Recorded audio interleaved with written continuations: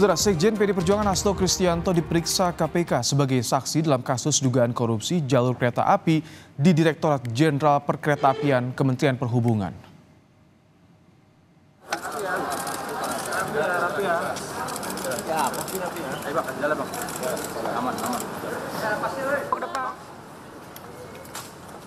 Hasto datang ke gedung KPK sekitar pukul 10 pagi dan menjadi pemeriksaan penyidik KPK selama kurang lebih 4,5 jam. Hasto menjelaskan, pemanggilan dirinya berkaitan dengan posisinya sebagai sekretaris tim pemenangan Jokowi Ma'ruf Amin pada Pilpres 2019.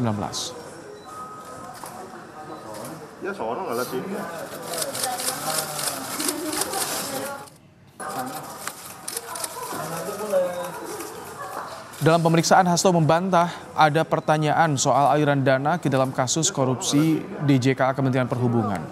Hasto menyebut ia mengklarifikasi soal hubungannya dengan salah satu tersangka dalam perkara dugaan suap proyek jalur kereta. Pemeriksaan hari ini merupakan kali pertama Hasto dalam kasus korupsi DJKA. Sebelumnya Hasto diperiksa beberapa kali oleh penyidik KPK terkait kasus Harun Masiku. Melakukan komunikasi secara intens. Kalau terkait dengan apakah bertemu atau tidak, ya saya kurang ingat karena sebagai sekjen saya bertemu dengan begitu banyak orang. Ya prinsipnya, ya salah satunya mengapa nomor telepon saya itu ada di tempat Pak Harno yang di kemudian hari itu menjadi tersangka. Lalu apakah saya juga mengeluarkan perintah-perintah bertemu terkait dengan urusan proyek-proyek tertentu? Saya katakan bahwa saya tidak melakukan hal tersebut.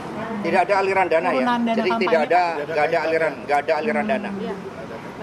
Tidak ada pertanyaan terkait dengan aliran dana. Saya tadi yang bertanya justru. Saya justru bertanya apakah kalau ini harusnya rahasia atau tidak, apakah ada aliran dana? Oh, dikatakan tidak ada.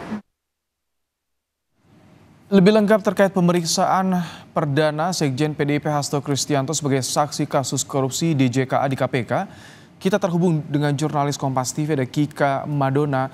Selamat petang Kika. Jadi apa lagi yang ditanyakan oleh penyidik kepada Hasto pada pemeriksaan hari ini Kika?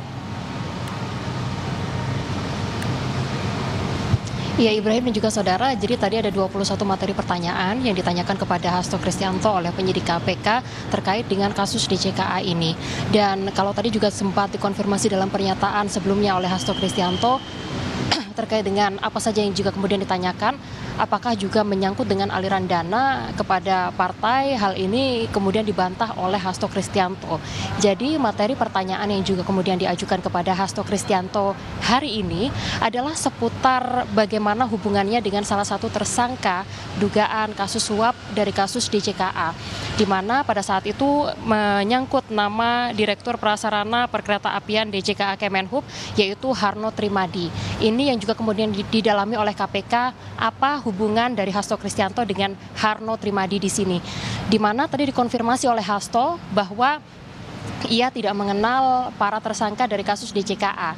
Dan bagaimana akhirnya Harno Trimadi ini bisa menyimpan nomor telepon dari Hasto Kristianto, ini karena sebelumnya ada perintah dari Adi Darmo yang juga merupakan Kepala Sekretariat Kantor Rumah Aspirasi Jokowi Ma'ruf Amin pada kampanye pada tahun 2019 lalu, di mana Adi Darmo ini meminta kepada Harno untuk menyimpan nomor telepon dari Hasto Kristianto sehingga nomor dari Hasto Kristianto ada di dalam kontak dari Harno Trimadi, dan inilah yang juga kemudian menjadi penyebab ia akhirnya dipanggil untuk juga kemudian dimintai keterangan sebagai saksi hari ini perdana di dalam kasus DJKA.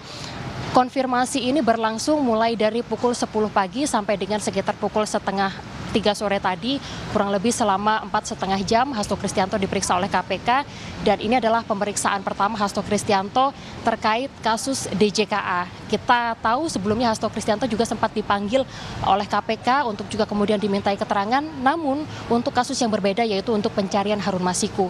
Jadi hari ini adalah pemeriksaan Hasto Kristianto perdana sebagai saksi dalam kasus DJKA. Berbicara mengenai kasus DJKA ini sebetulnya sudah mencuat pada tahun 2023 lalu, di mana KPK telah menetapkan 14 orang tersangka dari kasus ini, yang mana kasus korupsi terhadap Pembangunan dan juga perawatan jalur kereta api ini masih terus dikembangkan hingga saat ini karena wilayah dugaan korupsi juga semakin meluas.